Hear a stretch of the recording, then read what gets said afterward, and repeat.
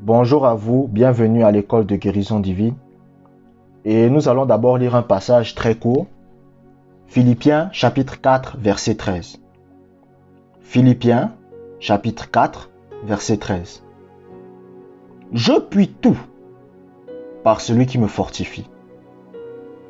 Je puis tout par celui qui me fortifie. C'est l'apôtre Paul qui parle. Qu'est-ce que l'apôtre Paul est en train de dire? Il a dit, tout ce que je peux faire, c'est par la puissance de Dieu qui se manifeste à travers moi. C'est ça qu'il veut dire dans ce passage. Il dit, la guérison divine dans ma vie, c'est le produit de la puissance de guérison qui se manifeste à travers moi. Vous savez, les chrétiens qui aiment dire que Paul était malade là, c'est des gens, ils ne lisent pas les épîtres de Paul. Vous comprenez? Parce que quand vous lisez Actes des Apôtres et que vous regardez les choses que Paul faisait, c'est incroyable. La Bible dit qu'un jour Paul est avec des gens. C'est dans Actes des Apôtres. Quand vous lisez vers les chapitres 25 comme ça, c'est vers la fin. Et l'apôtre Paul est avec des gens.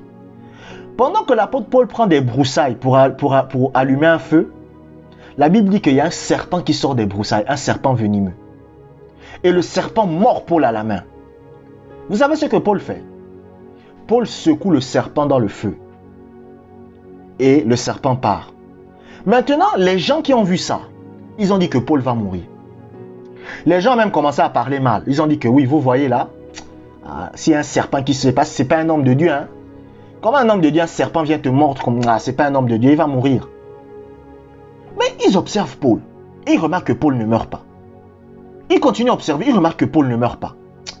À un moment, ils disent non, le gars là, c'est un Dieu. Vous voyez un peu, ils disent c'est un Dieu. Parce que le gars, la puissance de guérison était dans sa vie. Vous devez comprendre que la guérison divine est le produit de la puissance de guérison qui est dans votre vie. Il y a des chrétiens, ils disent, oh, je confesse la guérison, je confesse la guérison, je confesse la guérison, mais je ne vois rien. C'est parce que, spirituellement, vous n'avez pas suffisamment de puissance. Vous savez, moi j'ai toujours cherché à m'interroger du pourquoi. Parce que moi j'ai remarqué, quand je suis malade, quand je suis attaqué par Satan plutôt, j'ai remarqué que lorsque moi, je confesse ma guérison, j'obtiens ma guérison. Vous comprenez? Lorsque je remercie Dieu pour ma guérison, je l'obtiens. Mais je n'ai jamais compris pourquoi. Il y a des gens qui me disent, je remercie Dieu pour ma guérison, mais je ne vois rien. Bon, moi je me suis posé la question. J'ai dit, mais d'où vient le problème? Moi j'ai posé la question au Saint-Esprit. J'ai dit, mais d'où vient le problème? Comment se fait-il que moi je ne suis pas meilleur qu'eux? Je ne suis pas plus bon qu'eux. La dernière fois je priais ça, j'ai dit, Seigneur, je te remercie parce que je sais que si je réussis à vivre dans la sainteté ou la sanctification, c'est grâce à toi. C'est pas grâce à moi, mais c'est grâce à toi, grâce au Saint-Esprit. Donc, je ne suis pas meilleur que les autres. C'est grâce au Saint-Esprit que je suis ce que je suis. Mais je me pose la question, que comment ça se fait que d'autres personnes, ils remercient Dieu pour leur guérison, mais ils n'obtiennent pas la guérison? Et c'est là que le Saint-Esprit après m'a répondu. Et vous savez, lorsque le Saint-Esprit vous parle, c'est spontané. Vous comprenez? Pour reconnaître la voix du Saint-Esprit, vous allez remarquer que la voix du Saint-Esprit, c'est une voix spontanée. C'est-à-dire, c'est une pensée qui vient sans que vous ayez à le penser. Vous comprenez? Voilà. C'est la même chose que les visions. C'est-à-dire, si vous voulez comprendre les visions viennent de façon spontanée. C'est-à-dire, il y aura comme une image qui va venir dans vos pensées, mais ça vient de façon spontanée. C'est-à-dire que ce n'est pas vous qui créez ça. Vous comprenez? Voilà. Parce qu'il y a des femmes, souvent, elles rencontrent un homme là, elle va prier. Oh Dieu, est-ce que c'est lui mon mari? Est-ce que c'est lui mon mari? Après, vous entendez une voix. Alors que c'est vous-même qui créez cette propre voix-là. Donc, je vais vous donner une petite astuce. Comment reconnaître la voix de Dieu? 1. La voix de Dieu est spontanée. Est-ce que vous comprenez? Vous comprenez? Elle est spontanée. Ça, c'est de 1. Et de 2, vous comprenez? La voix de Dieu vient quand vous n'y pensez pas. Est-ce que vous comprenez? C'est-à-dire, la voix de Dieu, en général, quand ça vient, c'est-à-dire que quand vous désirez que Dieu vous parle, ça va venir quand vous n'y pensez pas. C'est là que ça vient, c'est là que Dieu vous parle. Vous comprenez? Parce qu'il y a des gens qui ne savent pas reconnaître la voix du Seigneur. Bon, parfois aussi on peut commettre des erreurs. Mais en général, lorsque vous écoutez la voix de Dieu, premièrement, elle est spontanée. Elle est spontanée, c'est-à-dire que ce n'est pas quelque chose que vous créez vous-même. Vous ne vous dites pas, non. C'est-à-dire que vous êtes comme ça, et boum, il y a une voix qui apparaît qui vous parle. Vous comprenez? Elle est spontanée. Ce n'est pas quelque chose que vous réfléchissez. Vous comprenez? Oh, je réfléchis. Non. Donc, la voix spontanée de Dieu me parlait. Et en général, vous allez remarquer aussi que lorsque vous posez une question à Dieu, parfois même, avant même que vous ne posiez la question, Dieu vous répond déjà. Est-ce que vous comprenez? Moi, ça m'arrive souvent. C'est-à-dire que pendant que je suis même en train de poser la question à Dieu, c'est-à-dire, par exemple, je pose la question à Dieu. Seigneur, pourquoi tel problème? Pendant que je suis même en train de poser la question à Dieu, Dieu me répond dans le cœur. Vous comprenez? Et vous devez comprendre que la première pensée que vous avez, écoutez-moi très bien, je suis en train de vous dire comment reconnaître la voix de Dieu. Ce n'est pas le sujet de cette vidéo, mais ça va aider quelqu'un. Le premier moyen, c'est que la voix de Dieu est spontanée. Le deuxième moyen, c'est quoi?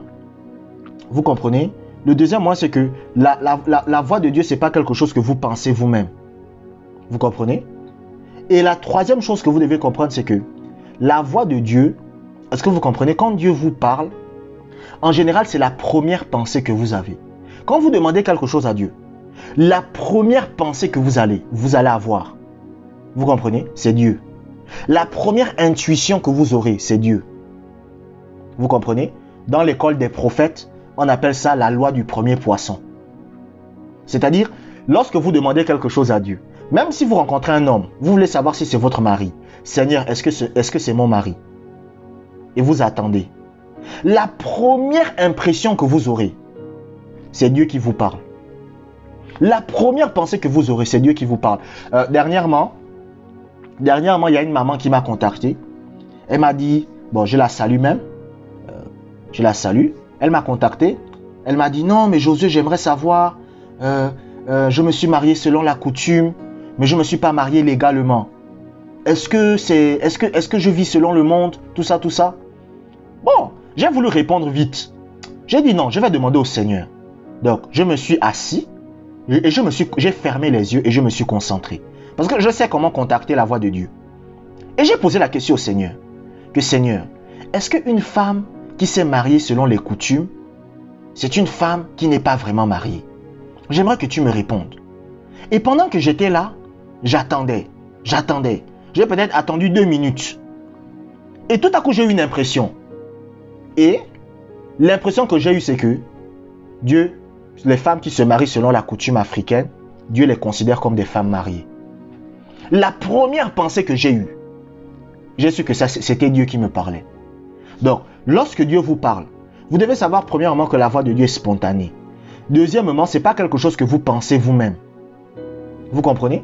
Et troisièmement, vous allez remarquer que la première pensée que vous avez, la toute première pensée, la toute première voix que vous écoutez, la toute première image que vous avez, la toute première impression que vous avez, c'est Dieu qui vous parle. Donc par exemple, si vous priez, oh Seigneur, quel est le problème avec mon mari? Qu'est-ce qui ne va pas? La première voix que vous allez entendre, ou la première impression que vous aurez, ou la première image que vous aurez, c'est Dieu qui vous a parlé. Mais maintenant, le problème, c'est que lorsque Dieu vous parle, en général, vous n'allez pas aimer. Voilà. Vous comprenez? J'ai même pris beaucoup de temps pour parler de la voix de Dieu. Je ne sais pas pourquoi le Saint-Esprit m'a inspiré à dire ça. Bon, lisons le deuxième passage biblique. Actes chapitre 4, verset 31. Actes chapitre 4, verset 31. Quand ils eurent prié, le lieu où ils étaient assemblés trembla. Ils furent tous remplis du Saint-Esprit et ils annonçaient la parole de Dieu avec assurance. La Bible dit quoi? La Bible dit que les apôtres ont prié. Et la Bible dit que le lieu où ils étaient assemblés trembla. Il y a des gens parmi vous. Vous dites que, oh, un jour j'étais là. Je priais. Et j'ai eu l'impression que la terre tremblait. Moi, c'est ce qui m'est arrivé, vous savez. C'est-à-dire que j'étais là en silence devant Dieu un jour. Et tout à coup, la terre tremble. Mais bizarrement, la terre tremble. Mais c'est seulement pour moi que ça tremble. Mes voisins ne voient pas la terre trembler. Mais c'est moi qui vois que la terre tremble. C'est la puissance de Dieu. Ça veut dire que Dieu vous a fait passer à un autre niveau. Vous comprenez? Ça veut dire que Dieu vous a fait passer à un autre niveau. Vous comprenez? Parce qu'en général, quand Dieu vous fait passer à un autre niveau de puissance, en général, il y a un phénomène bizarre qui va se produire. Donc, la puissance de guérison vient de quoi? De votre vie de prière. De votre vie de prière. Et je vous ai dit que si vous voulez prier longtemps, ayez des points de prière. C'est-à-dire, ayez des points de prière. Je vais enseigner ça. Il faut que vous ayez des points de prière. Est-ce que vous comprenez? Des points de prière. C'est-à-dire que, point de prière numéro 1, point de prière numéro 2, point de prière numéro 3, point de prière numéro 4, point de prière numéro 5, point de prière numéro 6. Ce sont des points de prière. Quand vous allez par exemple à la chapelle des vainqueurs, l'église du bishop David de Edepo, vous allez remarquer que eux, quand ils prient, ils ont ce qu'on appelle des points de prière. Vous comprenez? Donc, il faut avoir des points de prière. Et une fois que vous avez fini les points de prière, qu'est-ce que vous faites? Vous restez maintenant en silence. Ou sinon, si vous n'êtes pas en silence, vous priez en langue. Est-ce que vous comprenez? C'est ça. Moi, c'est comme ça que je prie. Moi, j'ai des points de prière. C'est-à-dire, je prie point de prière numéro 1, numéro 2, numéro 3, numéro 4, numéro 5, numéro 6. Quand j'ai fini les points de prière, je passe du temps en silence. Parce que moi, en même temps que je fais les points de prière, en même temps, je prie aussi en langue. Par exemple, je commence à prier. Seigneur, je te bénis. Seigneur, je te glorifie. Merci pour ta bonté. Merci pour ta grâce. Je commence aussi à prier en langue. Je prie, je prie, je prie, je prie. Après, deuxième point de prière. Seigneur, que ton règne vienne. Domine ma vie. Règne dans ma vie. Seigneur, que tu règnes en moi. Que je ne cherche pas les choses du monde. Mais que ce soit toi que je cherche. Je prie aussi en langue. En même temps. Moi, c'est comme ça. C'est-à-dire que pendant que je suis en train de faire le sujet, à un moment, les langues viennent. Je commence à prier aussi en langue. Troisième sujet de prière. Seigneur, que ta volonté soit faite sur la terre comme au ciel. Aide-moi à accomplir ta volonté. Aide-moi à accomplir ton plan. Aide-moi à faire ce que tu veux que je fasse. Aide-moi à marcher selon le plan que tu as prévu pour moi. Et boum, je commence à prier aussi en langue. Après, je continue. Vous comprenez? Donne-nous le pain de ce jour. Ô Seigneur, que tu pourvois à mes besoins. Je te remercie de ce que tu pourvois à mes besoins. Je te remercie de ce que je ne manque de rien. Je te remercie de ce que je suis un succès. Merci Seigneur de ce que tu me fasses réussir. Et je prie aussi en langue encore. C'est-à-dire que les langues viennent seules. C'est même pas moi qui... Ça vient. Vous comprenez? Après, dès que j'arrive à la fin, ô Seigneur, Seigneur, ne nous soumets pas à la tentation, mais délivre-nous du mal. Seigneur, aide-moi à vivre dans la pureté. Aide-moi à vivre dans la sanctification. Aide-moi à vivre dans la sainteté. Aide-moi à ne pas faire ce qui est mal. Aide-moi à ne pas faire ce qui est mauvais. Quand j'ai fini de prier comme ça, après avoir fini ça, je remercie le Seigneur. Et après, vous restez en silence. Vous vous taisez, vous restez là en silence. Parce que quand vous faites les points de prière, c'est vous qui parlez. Est-ce que vous comprenez? C'est vous qui parlez. Vous parlez, vous parlez, vous parlez. Quand vous avez maintenant fini de donner vos requêtes, maintenant vous restez en silence devant Dieu. Vous restez dans la présence de Dieu. Vous restez là. Et parfois Dieu peut vous parler. Parfois aussi il ne vous dira rien. Oui, mais vous restez là en silence devant Dieu. Et à force de pratiquer ça tous les jours, la puissance de guérison va se développer dans votre vie. La puissance de guérison va se développer. La puissance de guérison des chrétiens, beaucoup de chrétiens, la puissance de guérison en eux ne se développe pas. Pourquoi? Parce qu'ils n'ont pas de vie de prière. Beaucoup de chrétiens n'ont pas de vie de prière. Même parmi les pasteurs, écoutez, Seigneur, je vous dis la vérité, même parmi les pasteurs. Une fois je priais, et le Seigneur me révèle, il me dit, À l'époque, hein, ça faisait un certain temps que j'avais pas prié et le Seigneur m'avait révélé ça. Que beaucoup de pasteurs ne prient pas. Donc faites très attention. Abonnez-vous pour des prochaines vidéos. Que la grâce du Seigneur soit avec vous.